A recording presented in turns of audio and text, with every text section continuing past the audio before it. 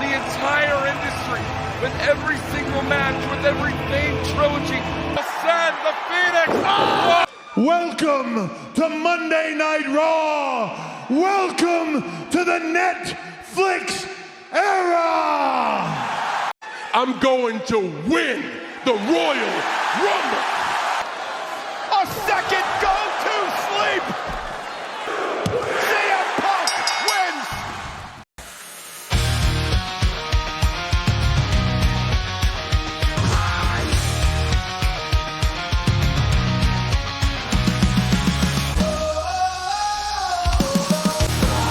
Rising from the flames, never be the same. Stronger than before.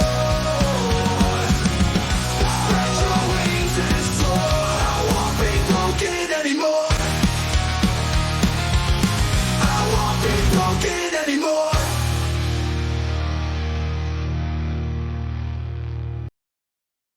This is your captain speaking with El Jefe Moses Marquez. Welcome to episode 516. It is time to max and chill.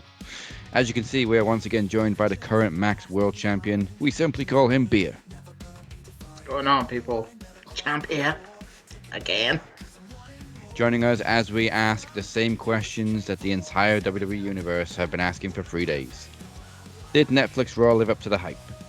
Why is Dwayne being nice to Cody? And who the fuck invited Hulk Hogan? Trust me, dude, we've been asking that question fucking every day since it's happened. So, but also, coming up tonight, do you enjoy all the graphics in this aisle of wrestling?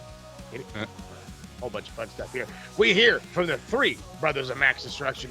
The first Max Wrestling Group MVP will be announced under the new rules. And after so much love shared at the Max Eve, we've got two more messages for the Lionheart Award. So, as you should, make Mac Wrestling your home for all things wrestling. All you got to do is hit that like button and smash the subscribe button. Head on over. If you like the old-fashioned podcast, check out SoundCloud, Spotify, Apple Podcasts, wherever it is you get your podcast. And, of course, head over to the beautifully done website, maxwrestlingnet.weebly.com, for all your links and a whole bunch more. I'm telling you, the title history is where it's at. Yes, and there are some small improvements being made to the website too, such as the table layouts and stuff. I'm also trying to redesign some of the archives and stuff. So it is a beautifully done website, and it's getting even more beautiful. Love it.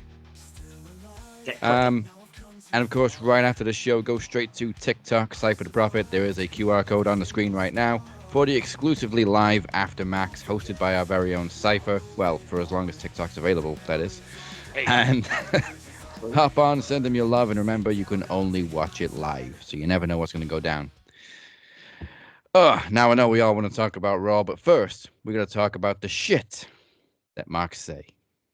God damn it. They hate Japanese wrestlers. They know less than we forget. They don't know who's the wrestler. They're having a wank to Jim Cornette. Not a single GCSE between them. This is shit Mark says.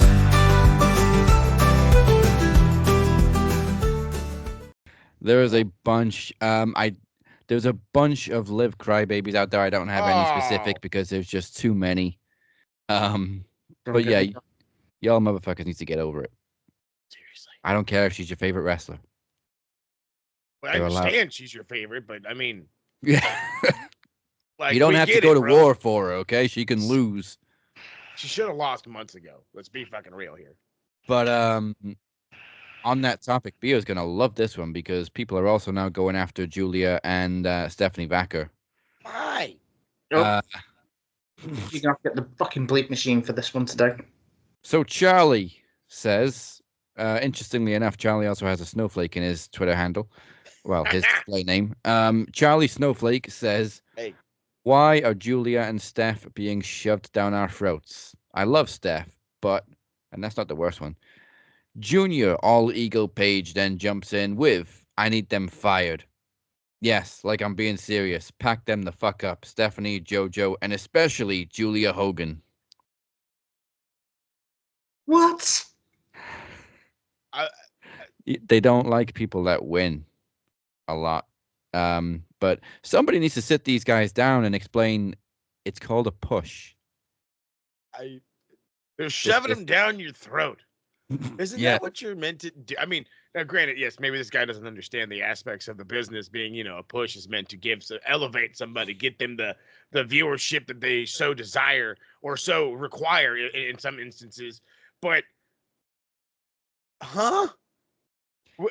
shoving them, Liv holding the title for 2 months too long. That's not shoving her down your throat. Rehashing this her versus Rhea feud, because what else is there? Is that not shoving Liv down your throat?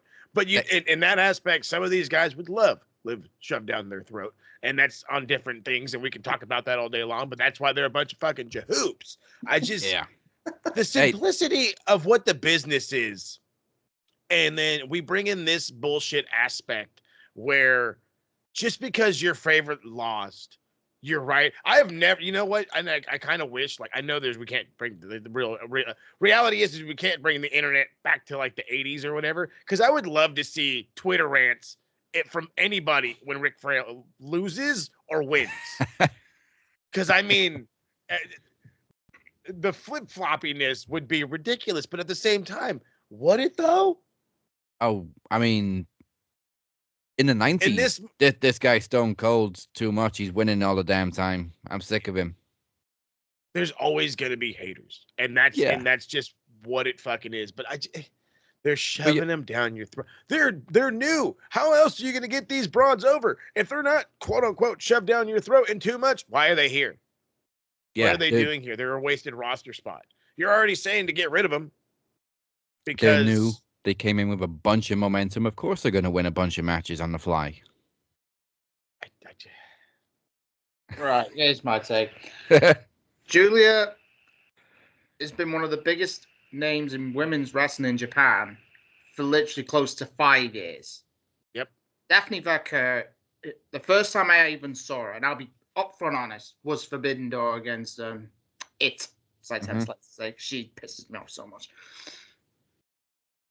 Why are people really jumping to conclusions at the fact that you've got two of the most talented women in international wrestling in the States? You'll be fucking blessed with it. Yeah. So Roxanne Perez has been ready for the main roster for literally over 12 months. Yeah. She stayed the extra year in NXT because Cora Jade got injured. And Lyra Valkyria is supposed to lose the title to Cora Jade.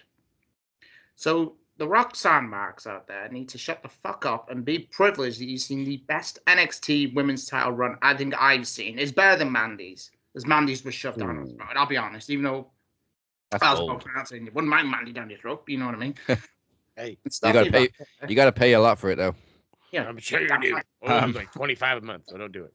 Like you said though, the first time a lot of us were exposed to Stephanie Vacker was Forbidden Door, and she made such an impression that WWE jumped on her.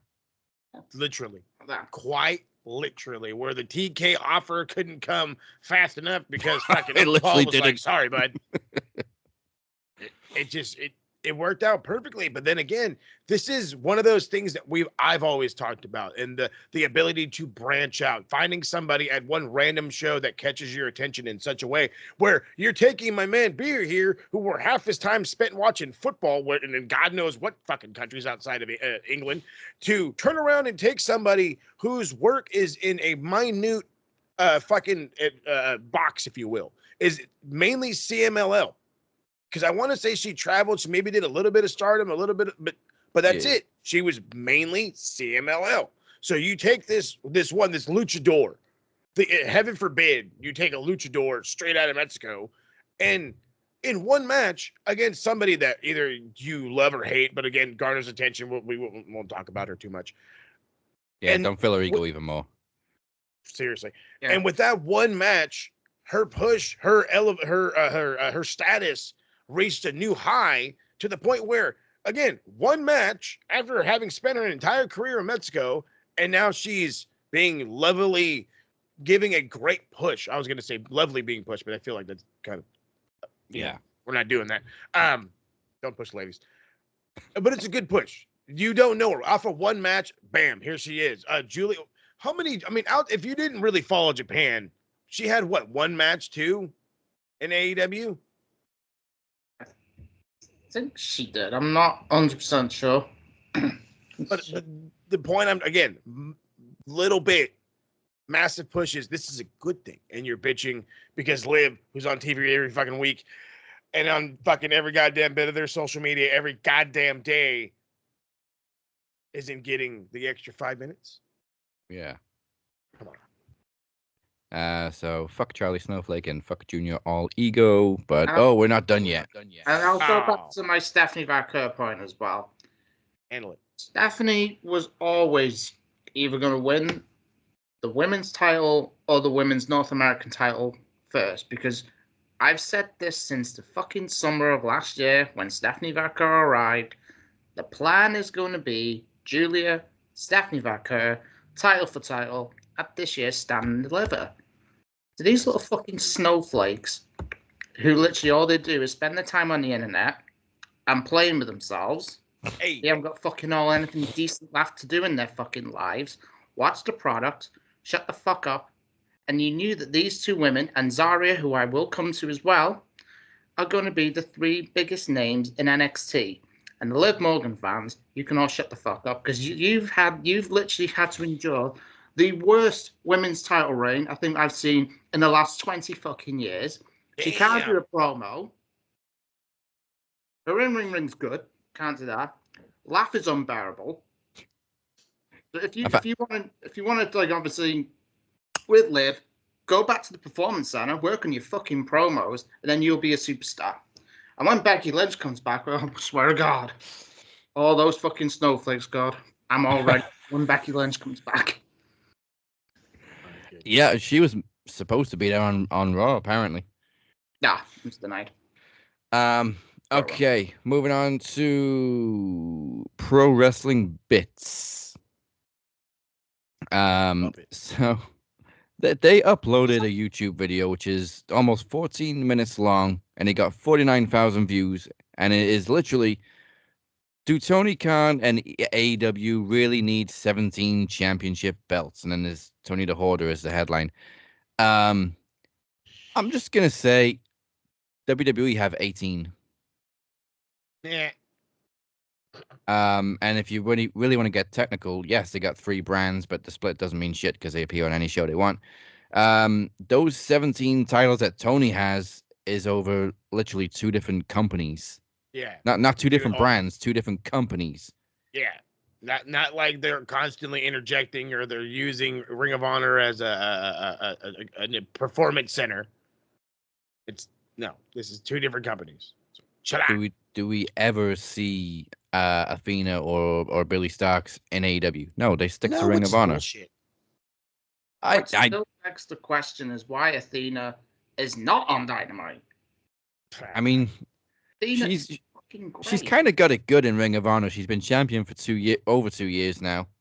She yeah, I mean, she probably get lost in the shuffle in AEW. Thank you. It's like, hell, look where Deanna is right now. Do you really want to bring her into that shit? Oh, Lord. Deanna Purrazzo. The downfall of Deanna Purrazzo needs to be studied. Yeah. Seriously. In a fucking group with Taya Valkyrie. I like Taya Valkyrie. Big fan. Always She's kind of past it now, though. I'm a fan of us. But you've got probably one of the best wrestlers that TNA had, in Deanna Purrazzo, who's had banger matches with Jordan Grace and Trinity. Because obviously we all know that Tessa's back in TNA. Mm-hmm. Who better to have had a match with Tessa when she beats Marsha for the title in Deanna Purrazzo? Instead, she's in a fucking group. Garbage for me. Doing pay-per-view pre-show talk shows. Exactly. Yeah. Exactly. I was just going to say, I was like, did she announce her? What's next? She's going to be fucking ring announcer next. Okay, I don't know which of these 2 is funnier. Actually, I do know which one's funnier. Bo mixed with a cup of milk and a bowl of ice cream in his name. I don't know. Said, I'd rather get chlamydia again than sit through another 4-hour Raw with only one redeeming match. I'm going to read the first line again. I'd rather get chlamydia again than sit Again. through Raw. You shook me the first time, fam. And then it hit again. Oh boy. I wouldn't say it was that bad. It didn't live up to the hype, which we'll get into. No. But There's fucking nerds on the internet calling it a fucking PLE and the greatest thing and sliced bread and da-da-da-da. No. You had 4 matches. Yes. 2 of them were like PLE quality. Sure. yeah. You fucking scrap the debut of Pentagon, which still irks the fuck out of me because you had a 5-minute Hulk Hogan segment, Oh, geez. which did nothing. Not a thing. Whether you're, and again, this is, you can be political or non-political over this whole shit. Right now, Hulk Hogan, regardless, I should say, Hulk Hogan is universally hated. Just Yeah. universally hated. Yeah. So Yeah. why? Why would you bring this old fucking bastard up here? Why? I don't even think we can really blame his political views because Taker was there too, and he got cheered. But I think most people hold on to the racism with Hogan. Then again, it's being an American badass. You can't, Yeah, you can't really boo Taker. No. can't. You could try, but deep down you're like, it's all right. It's all right. I'll get over it. I'll get over it tomorrow. But Yeah. fucking people. We'll move on quickly to the last one because we're going to talk about Raw a little more later on. But oh, this poor girl, Jessie with a verified tick says, Hey. Nikki Bella, tell your husband Bryan Danielson to sign to WWE, please. Your guy's kids can wait a couple more months. Broken heart, broken heart. Your heart's gonna break again when I tell you got the wrong Bella. I was just gonna say, you do know that that's not no. I was getting, you said Nikki, and I'm sitting here, and my brain immediately goes to John, and I'm like, she knows that they're not together, right? And then she goes to Brian. That's wait, what? The funniest part about this tweet is underneath it says, readers added context. Nikki Bella is not married to Bryan Danielson. Link to Wikipedia. Fucking hell. Oh boy. No, don't go back. It's not that he doesn't want to leave and just wants to go for money or whatever. The guy fucking can't wrestle anymore. He wants to be able to live a normal life. He can barely walk. Matches I think we'll ever see, and some of the greatest moments we'll ever see. Like, we had the privilege of seeing All In when he beat Swerve. We had the privilege of seeing it at WrestleMania 30 when he won the title. Let the guy live a peaceful life. Come back from match every once in a while. Yeah. Like Taker did for WrestleMania. Let Bryan just live his happy life. Also, I hate this thing that we get every time somebody goes to AEW or TNA or Japan. Come back to WWE so we can watch you. No, just fucking watch them where they work now if you're that much of a fan. Seriously. Like, what's so hard about that? Like, how many fucking AEW fans tuned in to Wrestle Kingdom or Wrestle Dynasty? That's not, on the fucking, it's not a pay-per-view. You have to buy the network and go through that whole thing. Go watch those guys. If you're a big fan of Takeshita, you really wanted to go see that Ishii match. If you're a fan of Kenny, you had to see this Gabriel Kidd match. So, like, I don't understand the point of come to my company because I only watch this. No, broaden your fucking horizons. Seriously, they are marks, and that's the shit they say. All right, now we're going to recap some of the earlier shows this week before we get into Raw and Dynamite. So kicking it off with Total Impact in 3, 2, 1. Impact in 3, 2, 1.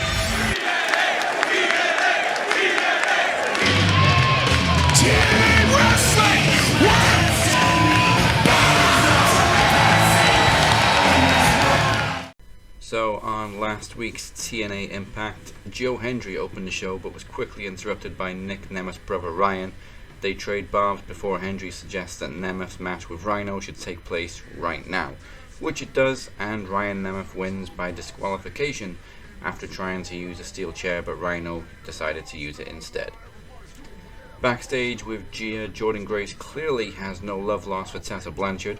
Also backstage, the Hardys and the Rascals mutually agree to face each other for the Tag Team Championships at Genesis. Ace Austin defeated Kushida with the fold, and Austin sets his sights on the World Championship after the match, but he's interrupted by the X Division Champion Moose, and after Moose insults Austin and mentions Chris Bay, Santino books them for a match at Genesis. Backstage, the System brawl with Steve Macklin, Eric Young, and Jonathan Gresham. Also backstage, Santino books the Nemeth brothers in a match with Rhino and Joe Hendry next week. Well, tonight. In the ring, Josh Alexander and Mike Santana go face to face with personal words until Santana lays down a challenge for next week, also tonight. And in the main event, Jordan Grace, Masha Slamovich, and Spitfire defeated Rosemary, Tasha Steelz, and Ash by Heather and Elegance. Now switching brands to WWE for the Friday Night brand to recap the Smack.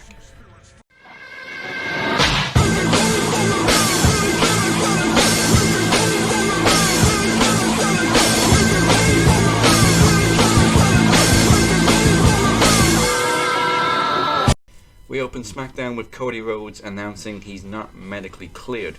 Drew McIntyre interrupts and strangely hugs Rhodes and claims he wants to help him against Kevin Owens. Kevin Owens then of course attacks Cody Rhodes until referees break them up. Shinsuke Nakamura defeated Andrade with a Kinshasa in a non-title match, and after the match, LA Knight attacks Nakamura, demands a rematch for the US title after Nakamura avoids a BFT. Maybe it's just me, but I'd be kind of more interested in a Shinsuke Andrade feud because the LA Knight feud seems kind of stale, but that's just me. Or is it? Backstage, DIY support Pretty Deadly against Nick Aldis, claiming that they attacked the Street Profits. DIY then hints if Pretty Deadly ensure that DIY defeat the Motor City Machine Guns later on, they'll be the first to get a title shot. Michin defeated Piper Niven with Eat Defeat. In the ring, Paul Heyman goes face to face with Solo Sikoa ahead of Tribal Combat on Raw. Sikoa asks Heyman to hold the Ulafala during the match and to present it to the winner. Motor City Machine Guns tag team title defense against DIY ends in a no contest, as of course Pretty Deadly interfere, followed by Legado del Fantasma as both teams spill into the ring. Backstage, Nick Aldis pleads with Cody Rhodes to not be so reckless before the Royal Rumble, but Rhodes insists he will fight Owens whenever he sees him. His exact words were, "If I see him, he's gonna drop him." And what should have been the main event, Nia Jax defends the Women's Championship against Naomi. During the match, Bianca Belair and Candice LeRae both get involved, and Tiffany Stratton prepares to cash in, but shoves the referee over the barricade as Jax and Naomi begin to recover. Stratton then nailed Naomi with the Money in the Bank briefcase, allowing Nia to hit the Annihilator to retain. But after the match, as Jax prepares to crush Bianca Belair, Tiff hits her in the back with the briefcase, allowing Belair to hit a KOD on the champion. Stratton then disposes of both Belair and Candice LeRae before officially cashing in, hitting a picture-perfect, prettiest moonsault ever to capture the title in a solid cash-in. It's Tiffy Time. And in the actual main event, Sami Zayn and the Usos immediately brawl with the New Bloodline because, fuck the brand split. As Drew McIntyre appears later in the match, he was taken out by a dive by Jay. Jacob Fatu then eats a spear and an Uso splash from Jay, but isn't the legal man, so that allows Solo Sikoa to surprise Jay with a Samoan spike for the win. So we're skipping the AEW recaps this week because they had a busy week in Japan, which we'll touch on in a little bit. But first, throw on Netflix, because we're going in Raw.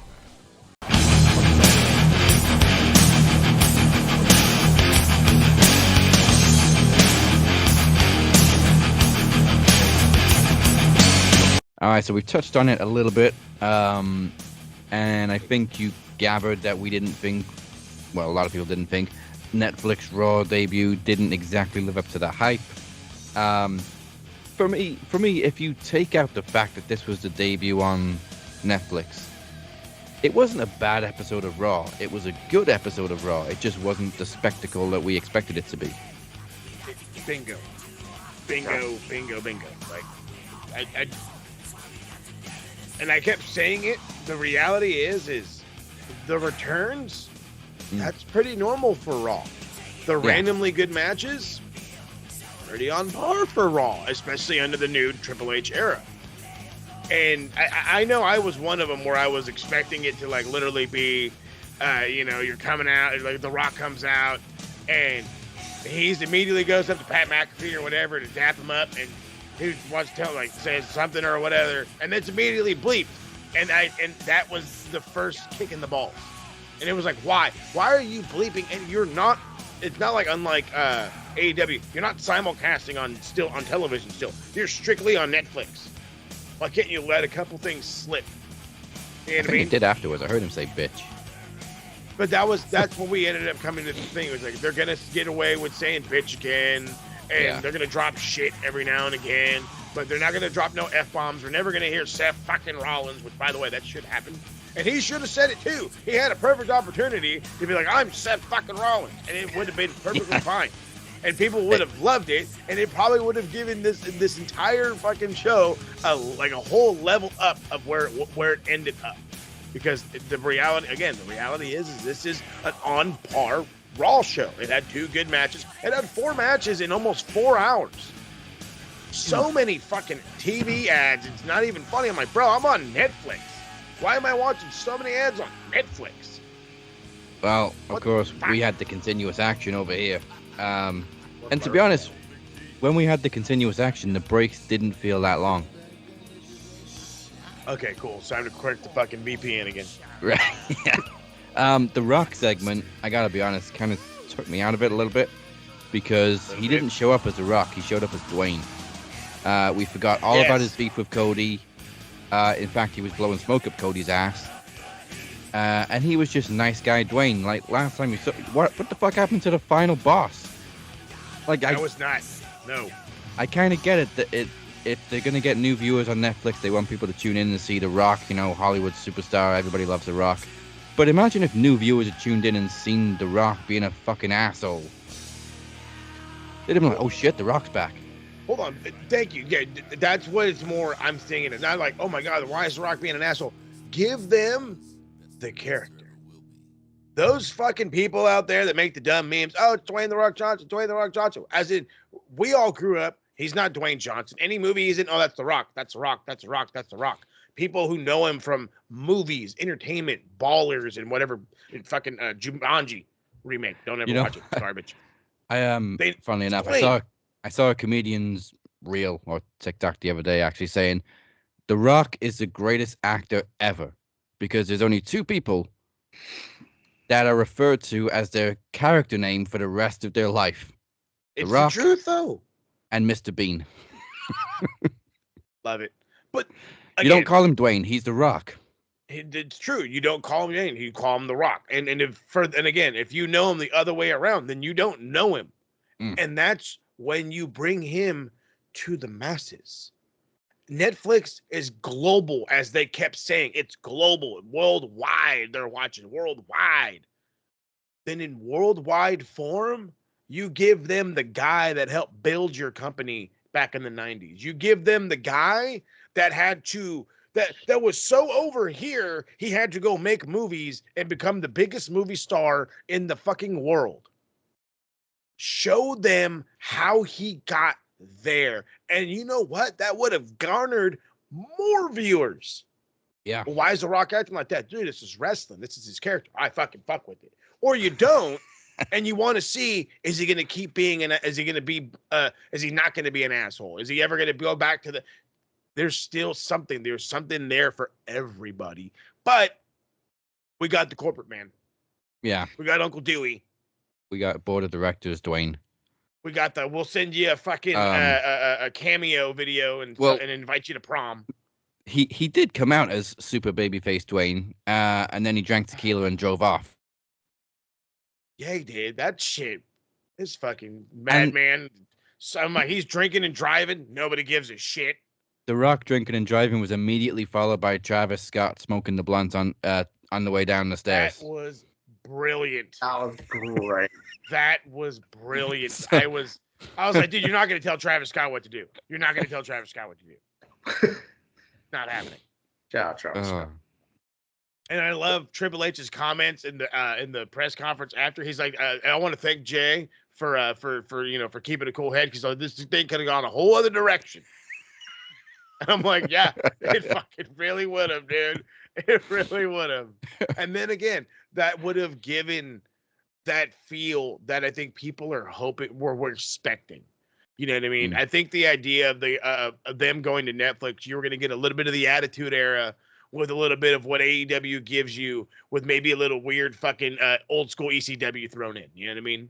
They were hoping for this hodgepodge of fucking classic wrestling, and what they got was the WWE product.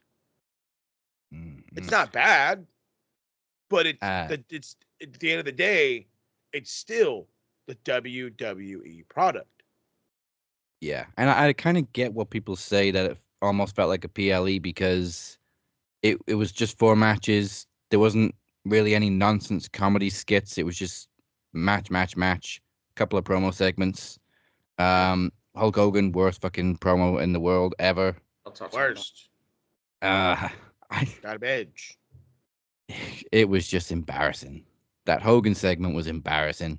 And I'm not even talking about the booze. Just his promo was just awful. I didn't give it my time of day. WWE, a tag teaming with Netflix, brother. And it's the greatest tag team in the world ever, brother, to be tagging with Netflix. We could have had guns like that. This is the part that pissed me off about Raw. I mean, I enjoyed the show. I thought it was good. The Hogan part was just absolute. Jimmy Hart was standing right behind him with a flagpole. You could have put us all out of our misery. Yeah, I felt sorry for Jimmy Hart. See, that motherfucker never ages, by the way. Motherfucker does not age, bastard. He looks the same as he did in the 90s. Exactly. And Hogan, like, talking absolute rubbish that we don't care about. The guy got booed, even though he was obviously the face of the company in the 80s and the 90s. But no one cared. Who wants to see Hulk Hogan in 2025? Nobody. And like I said, he's got them Kurt Angle knees now. He's bending back a little bit. Mm-hmm. He's lost about 5 inches. Yeah, he's no longer 6'8".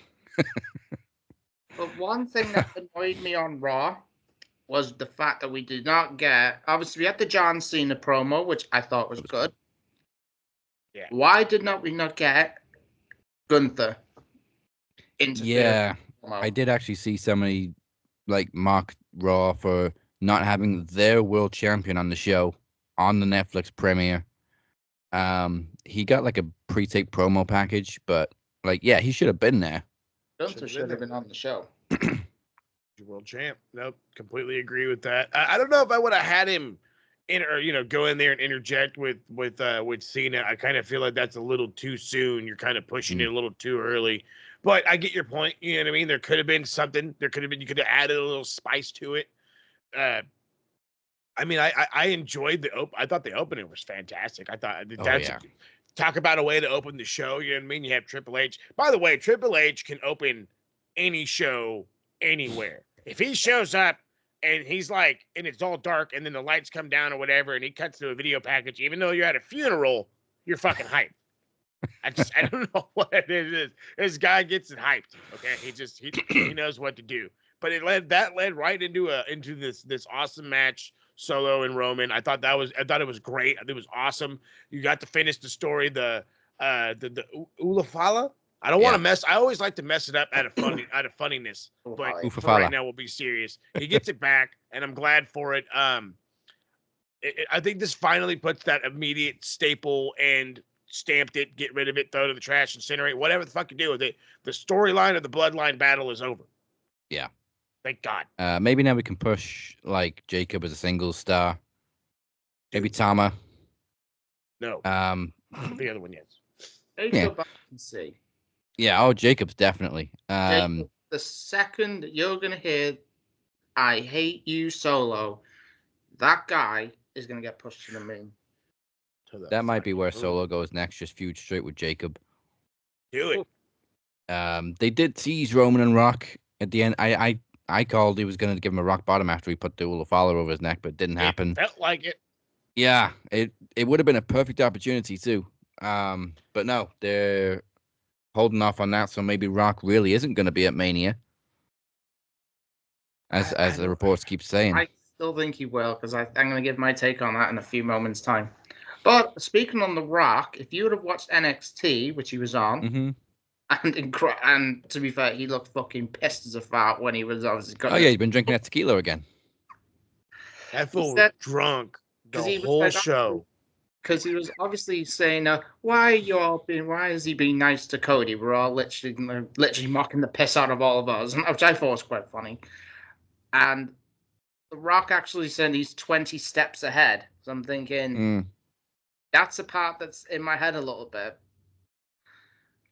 But The Rock, I still think he will. This is what I'm going to think is going to happen at The Rock. John Cena's going to win the Royal Rumble. Yes. And then after the 30th round, then you hear the countdown again. The final boss's theme's arrived. He'll eliminate John Cena, and he'll get given the biggest heat you'll ever see in your life. And then you have Cody and The Rock set up for WrestleMania. That's my opinion. I just pay any money to see it happen. Jesus Christ, the IWC have been fucking meltdown. I don't hate that, because I really do think that he's going to show up at Mania too. How? I think it's going to be the exact same way. He's randomly going to pull the executive card. I am a COO or whatever, a fucking TKO. So there's a now 31st entrant in this fucking Rumble type shit. But I don't know if that should take away from John, because I feel like John could use that lovely accolade of being a multiple time Royal Rumble winner. I think he would be on the same measure as Shawn and Steve. Steve. Him and Steve would be the only 3-time winners. And that's right. If you'd have said like 10 years ago, John Cena's going to equal Stone Cold on Royal Rumble wins, I'd be like, fuck you. But now, yeah, I'm all for it. Oh yeah, sign me up, bruv. And the 17th title reign, I'm down for that too. Yeah. My wife asked, she's like, is that true? Is he really? I said, you know what? If he gets it, it'd be great. It'd be great for history. People might refer to it a little bit differently. He would definitely go down as, if he's not already, he would definitely go down as one of the greatest of all time, whether you loved him or hate him. He would be the literal Hulk Hogan of an era. Yeah. Either you loved him or you hate him, but thank God he won't fucking stick around so long that you're so sick of it that you can't stand him. No, I think Cena's closing his chapter perfectly. Like everybody's come around to start respecting him. He's going out on his own terms. The women's title match, I'm sure Beer was happy to see Liv lose the title. Yeah. The rest of the internet was not. No. Well, some of them were, but Liv's got her crybabies. Yeah, she does. Oh, God. Like you said, this feud went 2 months longer than it should have. And in fact, I think they were also even going to stretch it to Mania. Oh, God. Thankfully, they pulled it back a little bit. Rhea should have won this a long time ago. It outstayed its welcome. Liv's reign outstayed its welcome. I mean, it didn't help that Rhea got injured twice during the feud. Yeah. But, yeah, hopefully now we can move on. She got a nice little celebration with Taker, which... Beer just said was denied, but I saw originally they were going to have Becky come out, and that's why Rhea genuinely looked surprised, because she wasn't expecting Taker. Possibly like a passing of the torch from an American badass to the Aussie badass. Yeah, like a passing. I like that. I love how Taker also has to walk the bike around when the ramp and everything's too small. It's fucking hilarious. I'm like, you got this big ass thing. Just go ahead one time, give it the room, and nope. But I loved it. I Pedal didn't bike. Care. I loved the mashup too of the gong and then the American Badass theme. It's a shame that he can't use Roland anymore, but I do love the Jim Johnson themes. Good shit. Yeah, bring that guy back. I plead. Yeah. McIntyre and Sami Zayn was good. Sorry. It was good, but I think it was kind of overshadowed by Travis Scott. It was overshadowed by Travis Scott. He took all the goddamn attention. Nobody was talking about the match. It's just Travis Scott and his blunt. Is he for real smoking in there? Yes, he is. Yes, he is. This is Travis Scott. Do not be surprised. I don't know if I'm the only one that noticed this. I did say he vaped first, and then he lit up the blunt? I had no idea. That's awesome. It's the He's just Netflix saying, mode. fuck Because this, originally I was bro. like, yeah, you can't vape indoors, and I was like, oh, you definitely can't do that indoors. Watch me. Guy makes so much money. It's crazy. And then I've seen people kind of split on the main event. I don't think it was quite as awesome as it could have been. Punk and Rollins. It was a good match. And I didn't notice at first that the ending was almost a mirror image of Punk and Mox. It was a little bit more than just the ending. There was a good chunk of this that was a fucking literal carbon copy of the match he had with Moxley. But Punk And- was doing and that in again, it's not- AEW. Yeah, but He was- I'm not upset about it, and I don't think we really can be upset about it. It's what wrestlers do. But Yeah. what the other insight about that is you can't get pissed off when somebody points that out. It's okay. How old is Punk now? He's in his 40s. Yeah. The guy gets hurt from fucking tying his boots. He's been good he's been okay since he came back from the shoulder, you know. But the point of the matter I should be driving at, rather than trying to insult the fella, is he's up in age. So yeah, dude, he's gonna copy some shit. Yeah. And it doesn't make it any worse of a match or whatever, but for somebody that noticed it like I did, for me, it took down a little bit of value. It was not a bad main event. I rather enjoyed it. I thought it was good. I thought maybe if you could put this on a PLE and given him 5 or 6 more minutes, it probably could have really went. But we got what we got on the debut on Netflix, and it's all right. It's all right, but it wasn't the greatest match Punk's had in WWE. It's not any of those things. It was a good main event. That's it. Yeah. That's it. I don't think it was quite on the level of Punk and Drew's matches. Fuck no. But maybe no. Oh, no. Maybe there was just a little bit more chemistry with Punk and Drew, whereas Punk and Seth genuinely have like real beef. I love these conversations because I've had them with the casuals or whatever. To me, if you have that build better, because look how long Drew and Punk were building. These guys had a fucking Twitter beef, TikTok beef, for fuck's sake, before they could even touch each other. Yeah. And it almost got like that with him and Seth. Almost. They wanted to get it that hot, but it never really got that far. And I feel like that's where the chemistry was missing. There wasn't, you were dying to see this happen. You were like, all right, it's going to be a good match. At least to some of us. I think the problem there is they kind of rushed it a little bit because originally it was penciled in for Mania. They would have had a couple of months. Instead, we got a 2 or 3 week build. And I know that they were trading promos a year ago, but for this match, they built it over a couple of weeks. Come on, bro. Fucking wrestling fans are... Come on. We're supposed to have a memory of a year ago. I mean, unless, again, you're one of those diehard suckers. Oh, wait. Sorry.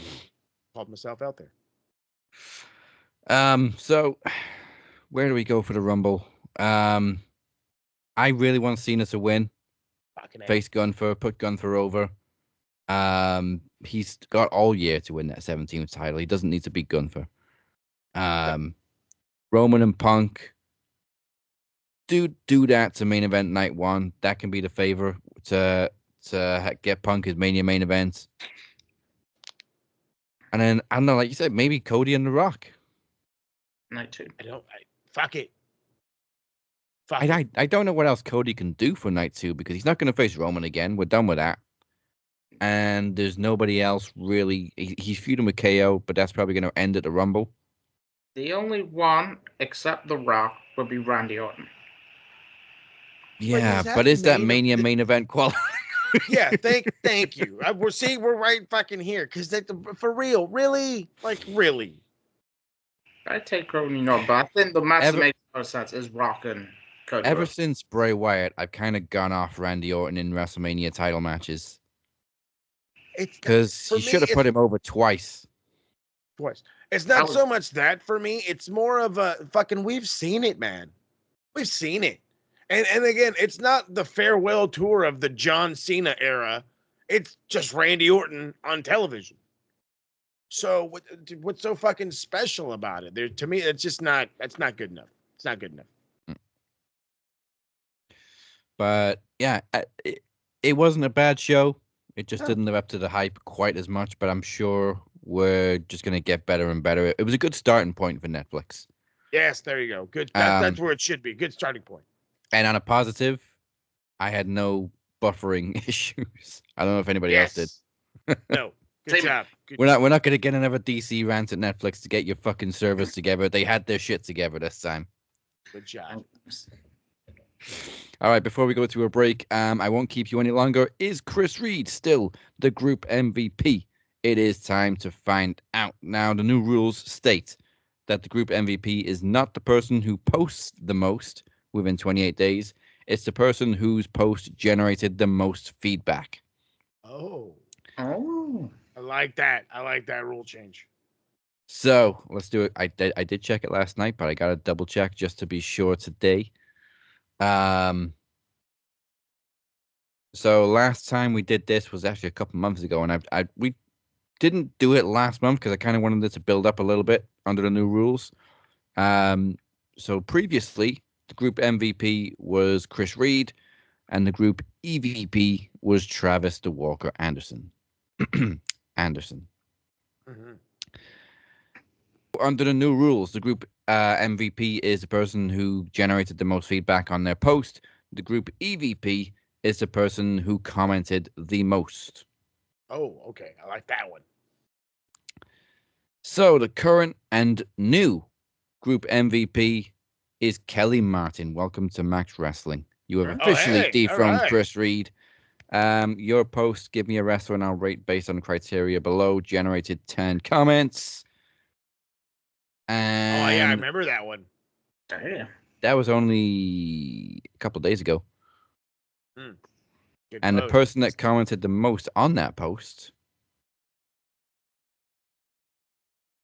apart from Kelly, right? Nick Wiz, Harold, and Cookie, Michael Cook. Oh, hey. All joint EVPs. Right on. I liked it. Holy shit. Wait, wow. no.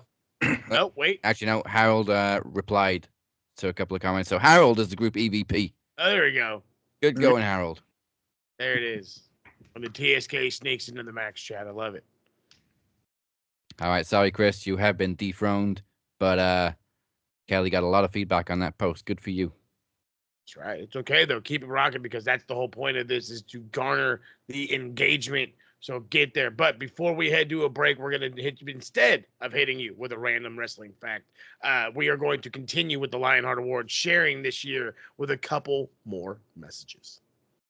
Hey everyone, it's your girl Nicola, or aka the Demoness. I was asked to come on and nominate someone for the Golden Heart Award, but I couldn't just nominate one person. Hopefully you can see the fire in the background of us.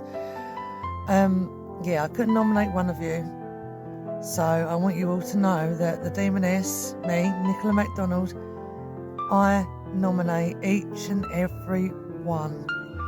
Past Max Wrestling, future Max Wrestling, and present Max Wrestling. Every one of us deserves the Lion Heart. Every one of us has been through something in 2024. And like Travis said, and like I'm going to say, fuck you 2024. Enough's enough. I nominate each and every one of you. I love you all. Nicola, as me, I love you all. I can't promise that the Demoness won't come after certain ones of you in 2025. But know this, I nominate each and every one of you. I love you all very much. Peace. Love. Harmony. But because she's here in the background, as you can see the flames, everybody dies.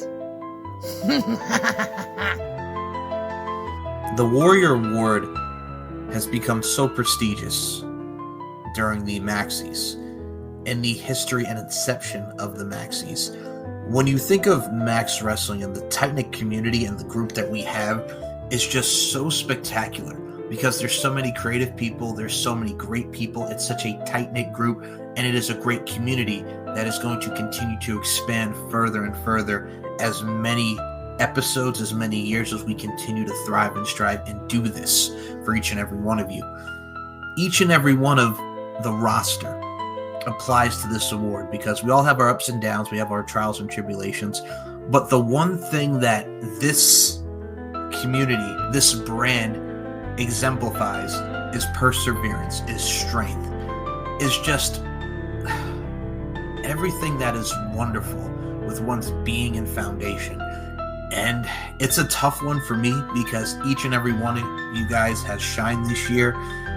We've all gotten to do our part creatively and be able to perform at the highest of levels. But if I had to nominate someone for this award, I'd have to go with you, Mr. Moses Marquez. You know, Moses, ever since you've become the co-host and an integral part of Max Wrestling these past 3 years, you've continued to shine, you've continued to persevere, and you've continued to extend and expand the brand that is Max Wrestling, with the additions of the TSK coming aboard, with the football podcast introducing, analyzing, dissecting, and deciphering football, something that you are passionate for and something that you love. That is what makes a great podcaster, introducing and really honing your craft of the said topic or category that you want to specify and talking about. You, with your editing skills and your love and your passion, I have to give the Warrior Award to you. I would give it to everybody, because everybody deserves this nomination, like I said. But for me, if I had to choose one, it would be you, Mr. Moses Marquez. So I nominate you. I hope you all have a wonderful holiday season. I hope you all have a happy and healthy new year. And let's continue to go into 2025, making moments and memories created and moments and memories yet to be created. My love to each and every one of you. Have a happy and healthy new year and have a wonderful holiday season.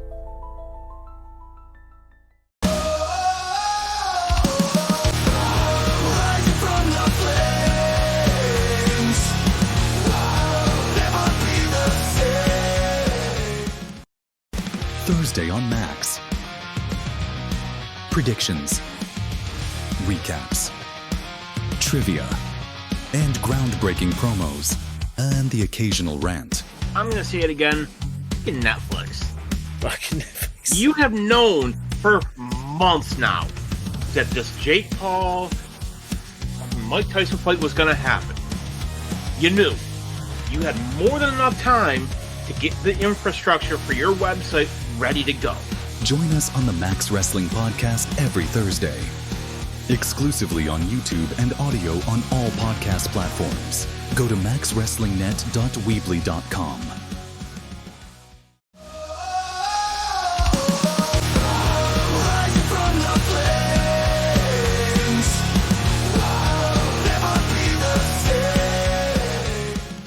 Welcome back to Max and Chill. This is your captain speaking with the one and only El Jefe. Speak his name and he appears, and of course the world champion of Max Wrestling, Beer. Make sure you smash that subscribe button on YouTube, follow us on all social media and podcast platforms, and for all the information that you need, go to maxwrestlingnet.weebly.com. It's just a click away, get the click, and still to come, we hear from the Brothers of Max Destruction ahead of Promo Rumble 10, and we get into AEW, but first, Beer is creaming over little Julian, so it's time to kick it to him, and let's get into the NXT round. Don't slip on the mess. Take it away. How's that for an intro? Brilliant. Fucking brilliant.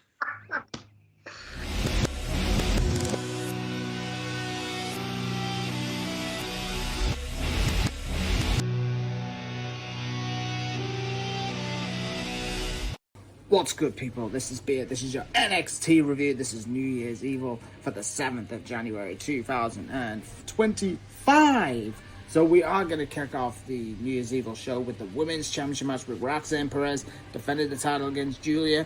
An absolute bomb-burner match. This is a rematch from the CW launch that was on the...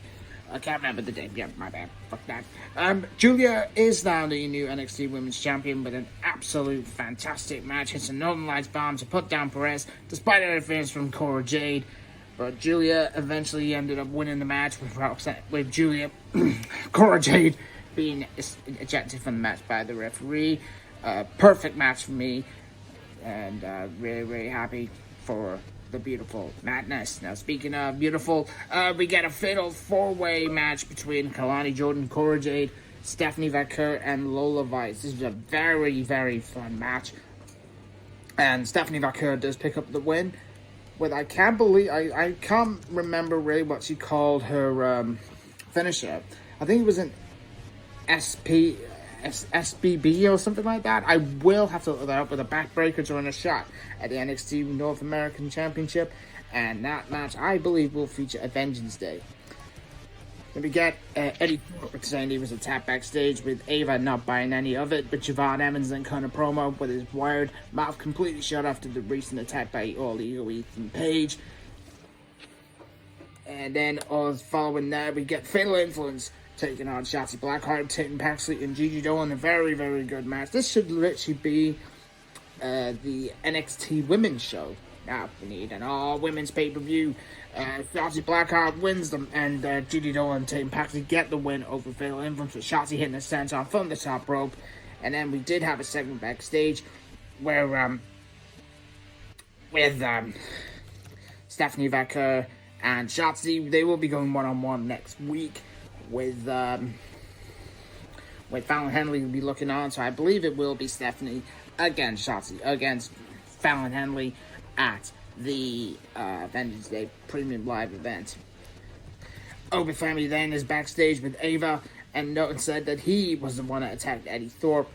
So it wasn't any of the Anoa'i family. It wasn't The Rock, who we will get to in a moment, but it was the ruler himself. We will get to it in a few moments. Lexis King is facing Charlie Dempsey, and Lexis King has won the NXT Heritage Cup. It was a sudden death rule after last week, with Lexis King winning by disqualification. It was a one fall to a finish match. Very good match. Lexis picks up the win with a coronation. Ethan Page is then backstage with general manager Ava, and then The Rock was asking if there was a problem. Ethan Page actually was endorsed by The Rock to say we see you on the main roster one day, then slaps his ass and then says, "Get your sweet ass up and out of here." The Rock asked for Ava for a little bit of advice of what the promo he should say and what sort of stuff he will have to say when he goes to the ring. Then we made the last match of the night sees Trick Williams defending the NXT North American Championship against Obafemi and against Eddie Thorpe. Started off one-on-one because there was no Eddie Thorpe. Eddie Thorpe then arrived later on in the match after Trick hit the trick shot on Oba. And then after allowing Obafemi then to hit his finisher to pin Trick Williams to become the new NXT North American Champion, that we did have an aura photo at the end with Julia and Obafemi both lifting their titles, which was really, really cool. And then we got The Rock at the end of the show. A lot of cursing about, also with us little wrestling nerds, about the fact that we were complaining about him being nice to Cody Rhodes and said a year ago that he was nasty to Cody Rhodes. But it was quite a fun segment with The Rock being there. NXT actually drew its highest viewership for 5 years, which is quite insane numbers. It was 957K, but we don't talk about ratings on our show. But anyway, it's time. I'm so excited, and I just can't hide it. I know, I want to pass you on to last night, a dynamite with El Jefe, and he is the GOAT. El Jefe's, the floor's yours. This is your NXT review. Let's go to the boss, the final boss, El Jefe. Take it away, partner.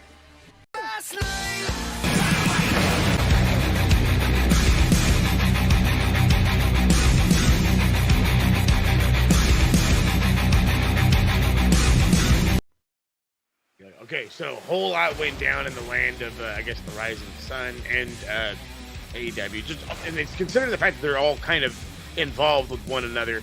Got to talk about them. Wrestle Kingdom happened. That's Wrestle Kingdom 19. Everybody loves Wrestle Kingdom. Yes. This was not that kind of Wrestle Kingdom. I mean, I hate saying it like this, but I've only seen a few matches of it because a lot of it just didn't really give me what I wanted. I did catch the main event. Zack Sabre Jr. versus Shota Umino.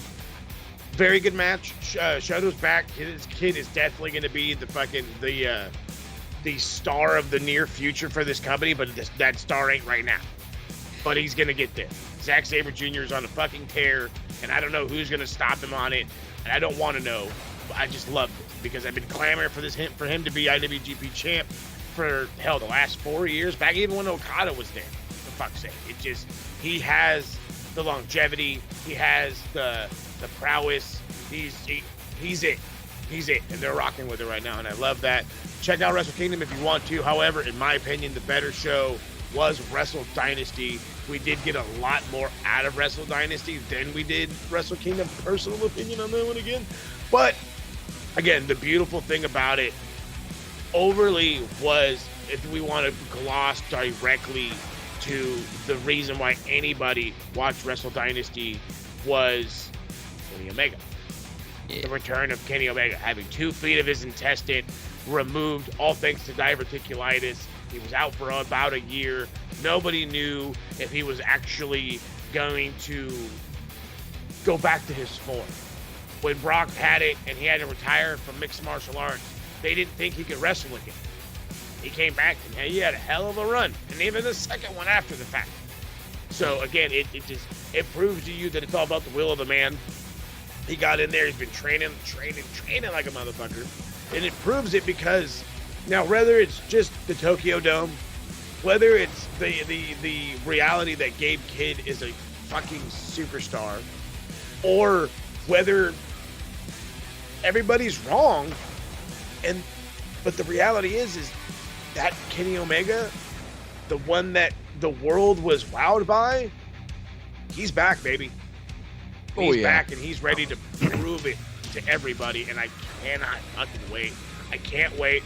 Takeshita looked, we're talking about guys that I can't wait to keep seeing. Takeshita fucking killed it in Japan. His match with Shingo Takagi was outstanding. An ultimate mean guy match. He had an almost as good one against Ishii the following night. He is a double champ. He is the fucking AEW international champion, and at the same time, the never openweight champion. He's defending that shit everywhere. He apparently has a working contract with, he says, with AEW, New Japan, and I want to say another promotion in Japan right now. So he can go anywhere, defend titles at any time. He's that guy. And another one, looks fantastic. We talk about Wrestle Dynasty. The Bucks coming back, looking like the Bucks of old, looking fresh, looking not so tired, giving you all the Wrestle Kingdom love that they do, or I should say Wrestle Dynasty, Tokyo Dome love. Yeah. Winning the IWGP tag titles, which kind of garners the question of, are they hanging out in Japan for a little bit? Are they going to come back to the States? Ooh, excuse me. Excuse me. You know, what their plan is going to be, I'm a little curious on that. Mercedes Moné, we actually have to use her name in this instance. Sorry, boys, I hate to do it to you. But actually had a very good match. Fucking Mira Shirakawa is underrated as all holy shit. So either she is caught on to how wrestling should be, or it's all Mina, which I have no problem with it being all Mina, because either way, it was very good. It was very good. There was a lot out of Wrestle Dynasty. It was something definitely worth checking out. The boys haven't reviewed it yet, but it's happening. I'm guessing Beer does have something to say about Mercedes 4 belts, though. Yeah. Why? There's just too many. Because she's Mercedes and she does what the fuck she wants. Fucking A. She unfortunately must have definitely over on Tony Khan to have 4 titles on her. Why? She's going to drop the TBS title too. Now that's going to be a question. Is it going to be to Julia Hart? Well, I think it should be Julia Hart. You know, she's only just come back. She's going to hold the titles all in this year. I can guarantee it. I don't know. In one instance, you got to talk to Rev Pro. It's Rev Pro's fault. They're the one that wants the superstar in their gimmick. But it is what it is. Yeah, it's way too many belts. But again, as I've always said, if it's a name to help push you, then fucking just run with it, man. You got to be able to run with it. I take it they're after a TV deal as well, then.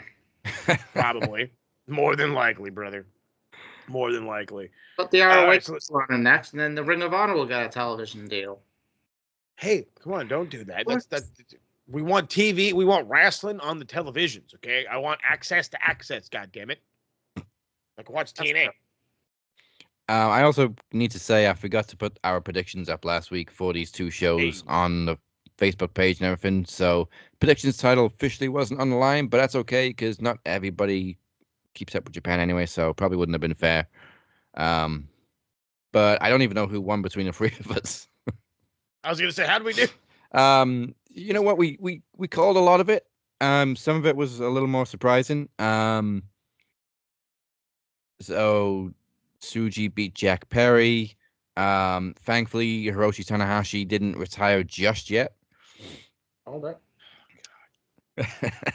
That match was so stupid. And the one we all got wrong, of course, was the Women's Cup 4-way on the pre-show, which Momo Watanabe won.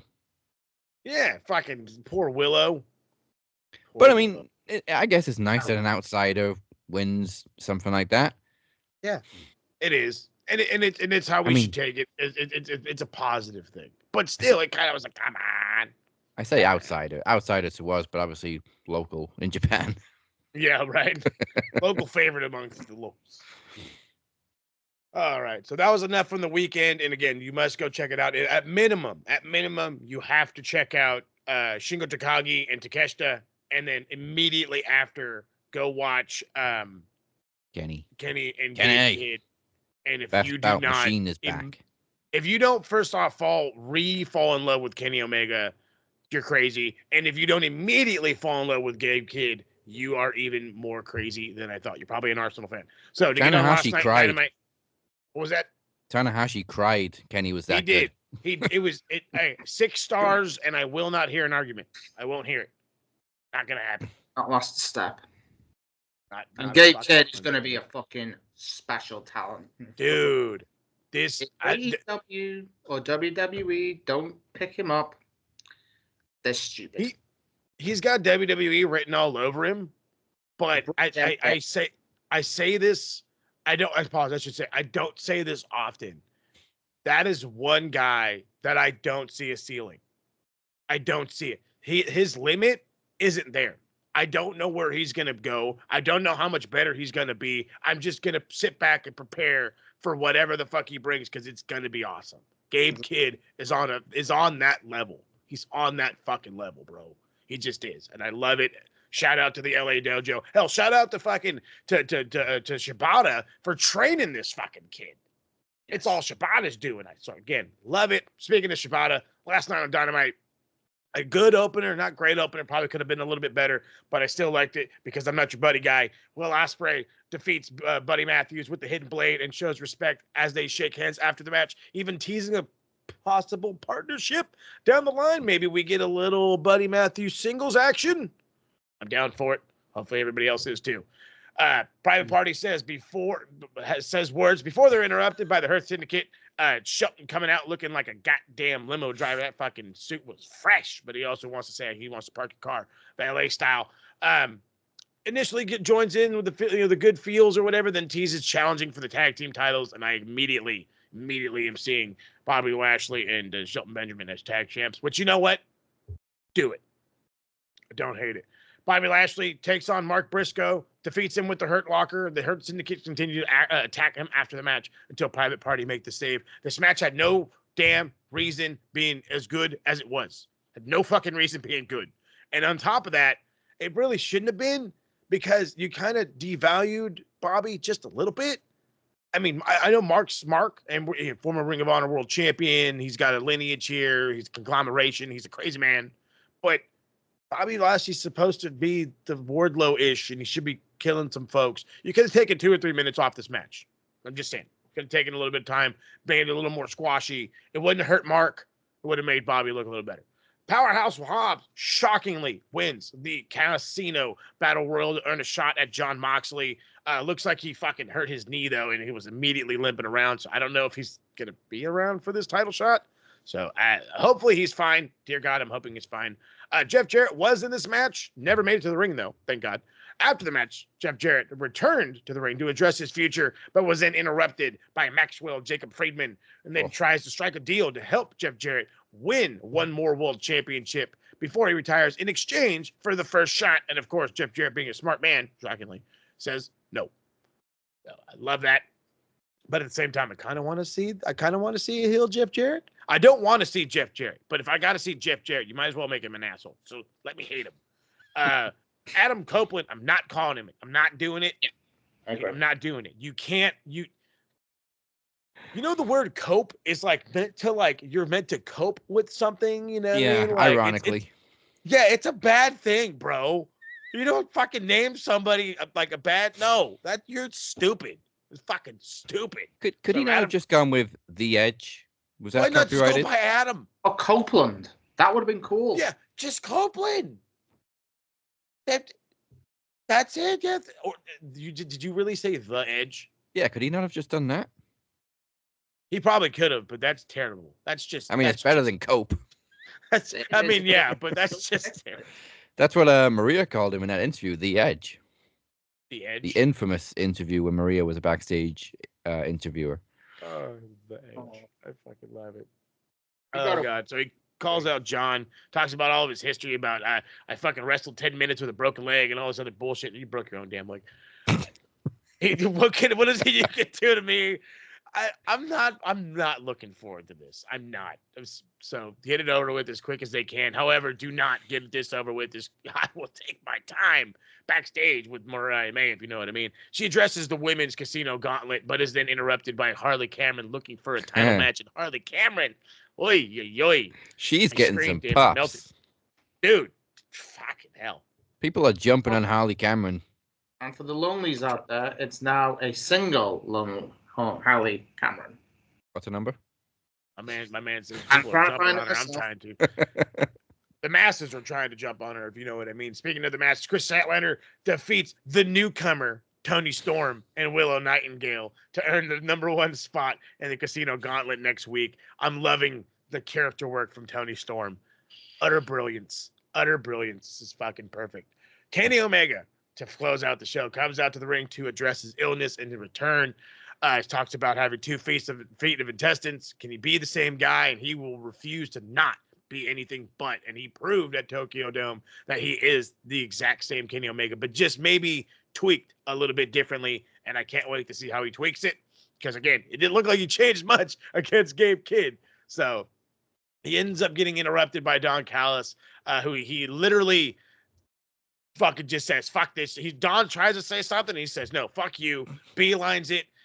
He gets jumped by the John Callis family. Will Ospreay comes in to make the save with a chair. There's an intense stare down to the point where he doesn't know, should I hit him? Should I not hit him? No, I probably won't hit him. Then they're kind of talking back and forth, and then somehow, some way, Kenny ends up with a chair at the end of the show. I don't know what happened. Did we just become best friends? Yep. Yeah, I guess they're best friends. Maybe I don't know. We'll figure it out. The We Hate Don Club. And that, you know what, that's a club we can all get into. That's a club we can all get into.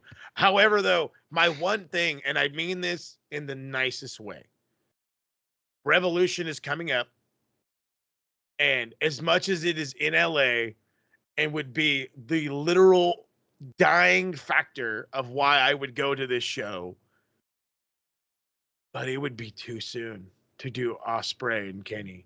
It's too soon. I know it's March. I know. It's still just too soon. Oh yeah, I got beef with them for that too. Not only did they change the logo for Revolution right before we introduced a Revolution pay-per-view, which I themed the logo on. Assholes. Well, pay-per-view, special event. They also, it's always the first weekend of March. They moved it to the 2nd, which means now we got to move Revolution Road. Boo. Look at you. Making us change our entire schedule around. God damn it, Tony. Damn it, because Fulham's playing well doesn't mean you can be an asshole. So now we don't have an event in February. We got to wait another week, but that's okay. It's okay. That's okay. What was I gonna say? Oh yeah, Tony Storm. I like the fact that they're not treating us like idiots. Like they're not going along with it. The commentary team are like, well, you know, she is actually a former world champion, but she doesn't remember. It's perfect. It's perfect. Speaking of perfect, Ian Riccaboni, you can stay on the commentary team as long as you want, homie. Yes. Yeah, I've always liked Riccaboni. And Dude, he's so good. Ian Riccaboni and Nigel McGuinness, they'd be perfect. Oh, dude, if you give me those three, dude, that's the best commentary team in the biz. Best commentary team in the biz. Sorry, Pat. I love you. But I think solid episode of Dynamite, and a plus for a lot of people, there was no Chris Jericho. Hooray! How times have changed. We used to love Jericho no matter what. Now it's just But then again, he got older, and then we got to be like, okay, cool. Can you go on tour with Fozzy now and fuck off for a little bit? And it looks like he's finally doing it. So thank God he listened to somebody's advice. Hopefully it was mine and Rob's. So speaking of advice you should listen to. Now, before we go and add any more points to our boards, it's time to hear from the boys down in North Carolina, Cypher Chris Reid and Travis the Walker Anderson.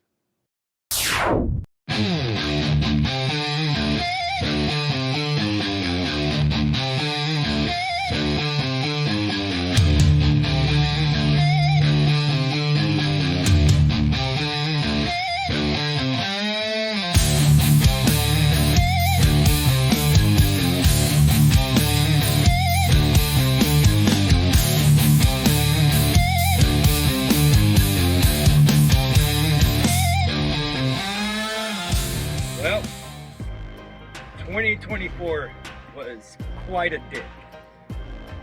Quite destroyed all of us. However, we are all Lionhearts and we are all survivors. However, new year, new us. Let's see what Chris Reid has to say. 2024, I have ended it. I crossed Moses Marquez off my hit list, thus gaining the dual championship. Dazzy Lee and Blade Rodriguez, you two are on my hit list, and I'm gunning for the television title. It does not make a difference if you still have it, Blade, or you now have it, Dazzy.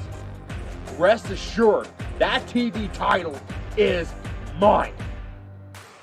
Because just like I did with Moses' title reign as dual champion, before the both of you even have a nice, healthy prospecting career, a long title reign as TV champion, I'm going to decimate it.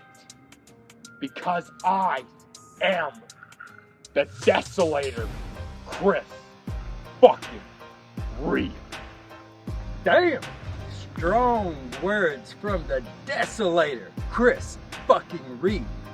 But now that just makes me wonder, does someone else want to flex a new name? Lucky number 7 is always the safest number to go with when it comes to winning the biggest. And as for you, Feeney, your streak ends here. Because not only does your streak end here, I plan to bring a cataclysmic event to Promo Rumble.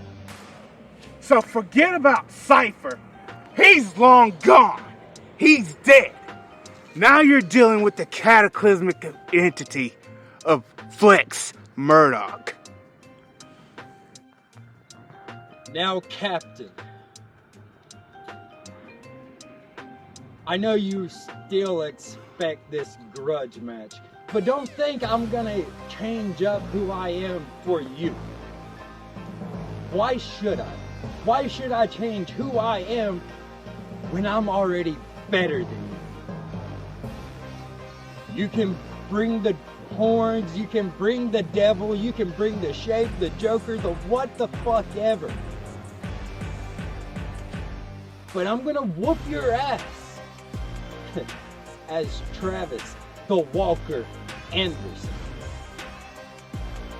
And Beer, you want me? You're gonna pick me for the world title match at Promo Rumble 10? bet your sweet ass I fucking accept. But Beer, as I've already told you, your destruction comes in the form of the walking travesty.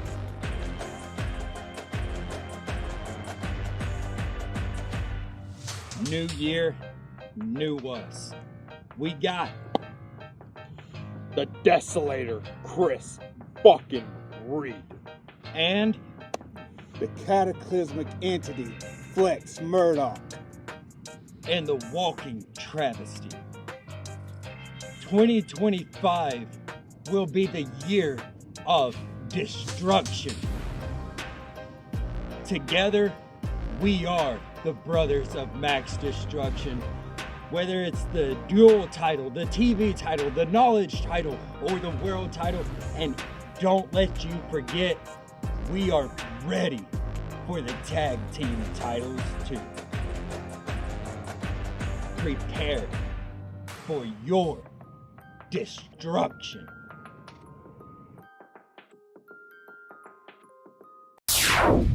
You're listening to Threads, the official theme song for Promo Rumble 10 by Captain's Revenge, taken from the new album Distortions, available everywhere now. It's January, which means it is Rumble season. For you, it means Royal. For us, it means Promo. Promo Rumble 10 comes your way in 3 weeks on January 30th. That's right, the television title is on the line. Can the captain finally win back the red strap that he lost exactly 1 year ago? Or will Blade Rodriguez continue this impressive rookie run? Phoenix's Knowledge Championship is also on the line, and he must be stopped. Will Phoenix survive yet again? Or, as Cypher cashes in his Iron Bank contract, will we have a brand new Knowledge Champion? And will Cypher become a golden slam? Whatever. Will he win all the belts? That's the only one he hasn't won. The Grand Slam, the Golden Slam, who knows, maybe it's some eggs and ham. And the longest running and most complex rivalries in all of history of the Max Wrestling comes to a close as the captain and Travis the Walker Anderson, I guess the travesty now, will finally settle the score in a grudge match with special referee, none other than Emir Blackbane Costello, the Kingpin himself. Let's finish this. And finally, after winning the Champion's Choice vote at the Maxis, Beer has decided to choose Travis Anderson, or like you said, maybe Travesty now is his new name, as his challenger for the Max World Championship. That is a travesty in itself. Good God almighty. Do not forget that we also predict the 2025 Royal Rumble. So, of course, go to maxwrestlingnet.weebly.com/rumble for more information. And now, we kicked it off last week with a brand new board. The slate was wiped clean, but we do have some points to put on this week too. It is time for the bell end board. Oh, God. What the hell's a bell end? A bell end? You're a bell end, mate. Look, bell end 1, bell end 2, big veiny bell end over here. So last week we had Mercedes with 10 points, Tony Khan with 20 points, but currently at the top of the board is JD from New York. From New York with 25 points. 25 fucking points. You know, the guy wasn't talking shit on Gabe Kidd and Kenny Omega. He was talking shit on Jeff. He gets a pass this week, fucking nerd. However, who's not going to get a pass is somebody who had massive points on the board last year and who's going to get some massive, probably not massive points. You know what? No, fuck it. You're getting 20 points. And that's none other than the immortal Hulk Hogan for wasting everybody's fucking time coming out there to your stupid music that nobody gives a shit about, gives people the wrong kind of goosebumps, probably gives them the runs. And it was bad. It was all fucking bad. We've got multiple angles of from Paul Morales at the show from high up, booing the shit out of him. Another one from Harold, who's a little closer, booing the shit out of him. Because that's what you do when you see Hulk Hogan in a WWE ring. You boo the shit out of him. 20 points to Hulk Hogan. I hope that footage makes it to the next TSK show. Oh, trust me, it will. We're gonna slide it in there. Don't you trip. Bio, you got anybody to add? Yeah, you're going to have to get the bleep machine ready for this one. Here we go. WWE gets a 50 points. Oh, the whole company? Damn. For whoever's, no, the person, actually, no. I'll be quite nice. We'll drop it to 20. Whoever's decision was to put the Royal Rumble in Saudi Arabia next year. Ah. Right. Oh, man. That's a good move right there. Right. Saudi Arabia, they have 2 pay-per-views a year. They have Crap Jewels, I call it, because all the shows are boring. Because all the shows are boring. And what's the other one that they have? Wasn't it? I don't know. The World's Greatest Rumble. They had that.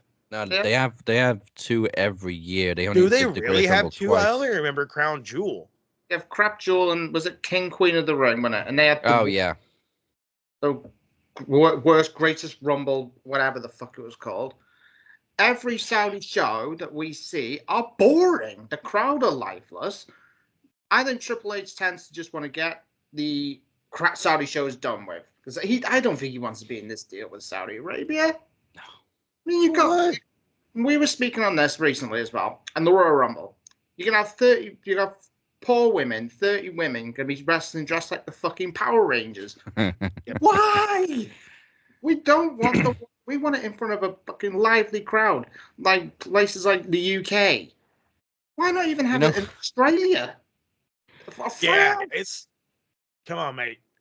You know what's funny? The first ever Royal Rumble was in Canada, and they haven't been back since. Saudi got a Royal Rumble before Canada got another one.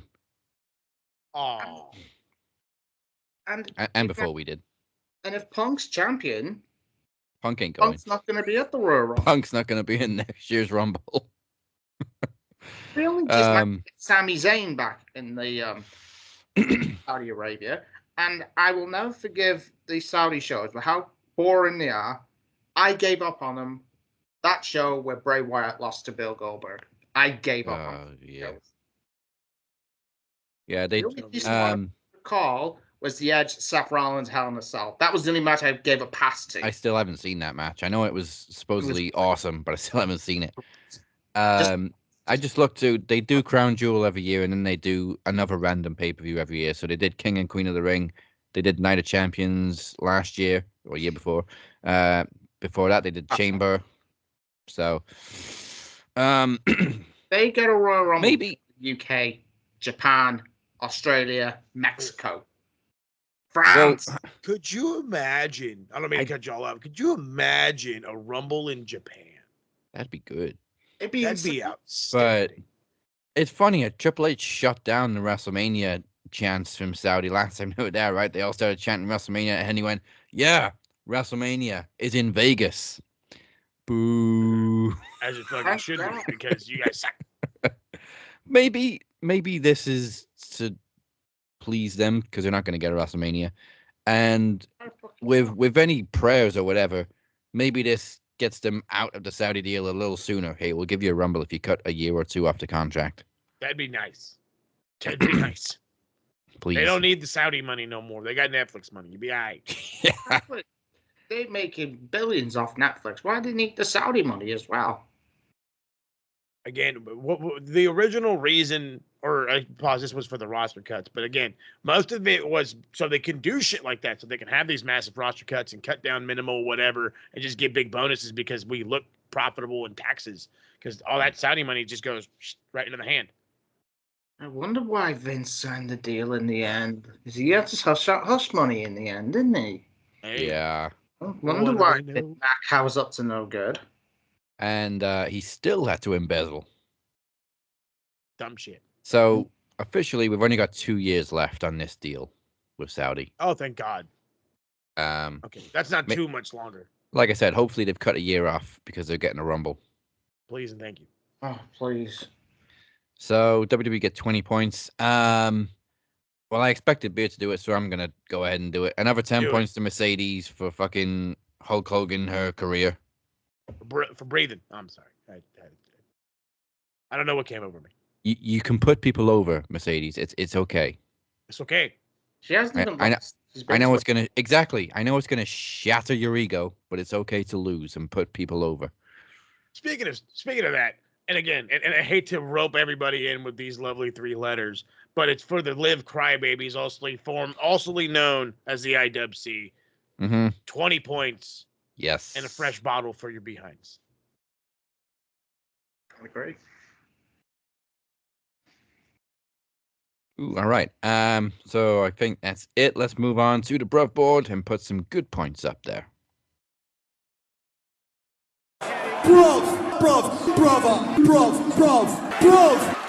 Brother.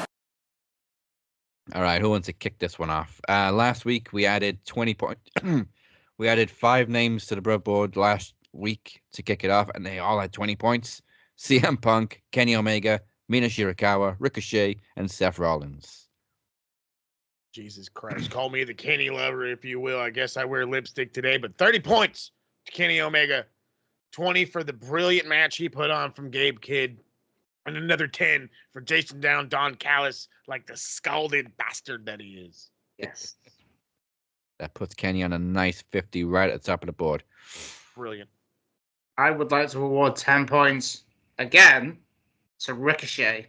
Yeah. Yes. On the Battle Royal, when that theme hit and you had Hangman waiting saying, I'm going to beat the fuck out of Swerve Strickland. I wanted to see Hangman and Swerve again. And then, bitch. I'm not doing that, by the way.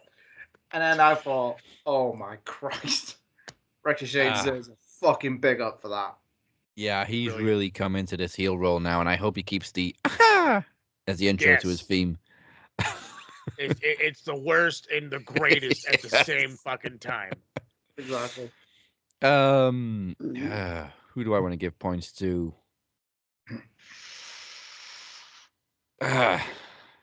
Wait a minute. I'm gonna also add 10 points to the bell end board to Dwayne for drink driving on TV. Drink driving. I think he was drunk on NXT as well, by the way. He was.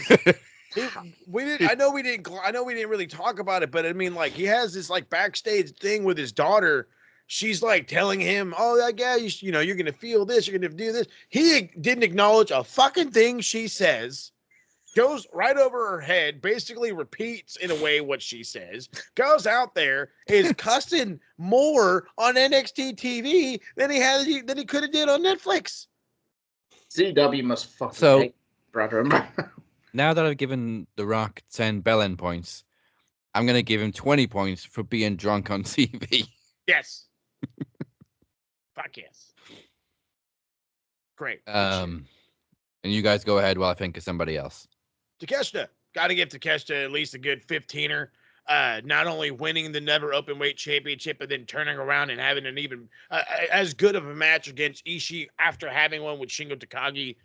The sky is the limit with Takeshita. He's going places.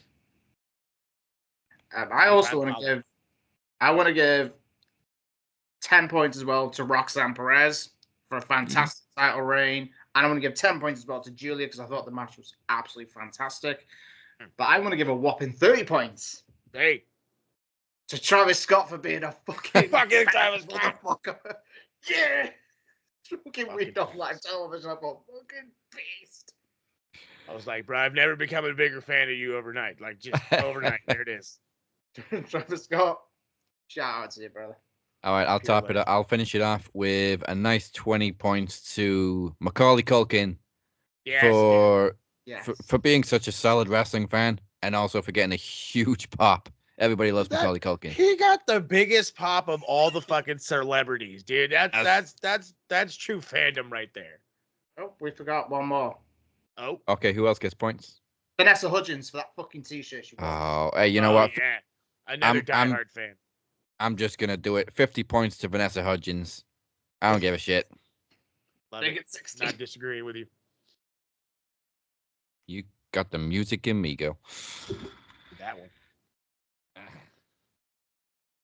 Vanessa, okay. So right at the top of the bruv board now is Kenny Omega and Vanessa Hudgens, both with 50 points. The power couple. Yeah. Best bout machine and the best something else beginning with B machine. All right, moving on. That is it. Thank you for joining us. I hope we rocked you harder than Rhea Ripley rocked the Live Crybabies again. Yeah. Do it again. And I also hope we rocked you harder than Vanessa Hudgens clearly rocked the captain. Before we close this up, let's find out what's in store for the TSK with Click Talk.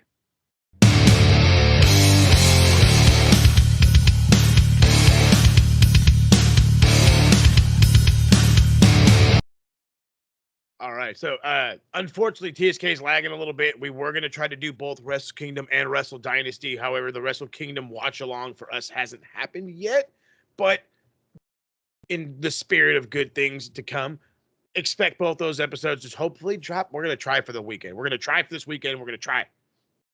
Operative words. I will be joining Mike Larkin and a handful of the other folks for another wrestling roundtable. It's like me, Paul Morales, Nicola's on it, Rob's on it. Yes, the whole crew. It's a whole mixture of the bag, if you will. So it's going to be fun. I don't really know what the topic is this week, but we'll figure it out when we get there. I want to say it's AEW. I don't know. And speaking of AEW, the TSK have been clamoring for this episode, and when it finally drops, everybody's going to go bananas for it. But we know AEW has their issues, and it's time that they bring in the experts. So the TSK are going to fix what is wrong with AEW, and we hope that you enjoy it with what it is. We got 3 simple questions to ask, and the biggest one and the most important one that you should all be anticipated for is, can TK do the job? And if not, who could replace him? So that's one of the 3. Get into those. The Max Footy Pod should be dropping soon. The amount of stuff coming at once, giggity, is too much. That's the land of football. And at the same time, to start in January was a bad idea for me, with the transfer window wide open and everything, covering a brand new team who's, guess what, making signings. So all that will be dropping soon. Do not hesitate. All you have to do is follow the socials to know what's going down. Follow us on the Twitter, Evil X, if you want to get fancy. Max Wrestling UK, Captain 512, SMR Pod Net, Max Football Pod. Check out maxwrestlingnet.weebly.com. Hit the subscribe button, follow button here, Twitter, Instagram, TikTok, Facegram. I love it. Change the name. And like I said, TikTok, all the fun socials. Make sure you check out Corey the Prophet's TikTok page, because again, if it's going away soon, we got to start going crazy with the live, right? So you never know what's going to happen. Yeah, and trust me when I say, if that AEW episode is coming from a lot of AEW diehards, you're not going to want to miss it. That's going to get some views, or it should do. You're right. So that is it from us this week. Actually, no, speaking of Mike, I'm going to try and work out an interview with him in a couple of weeks so we can talk about Captain's Revenge a little bit, push that music out there. So keep an eye out for that. And for now, we will see you next week for my last ever episode from this location. Goodbye, mwah, and good night. Bye. Oh, God, Kenny's back. Adios.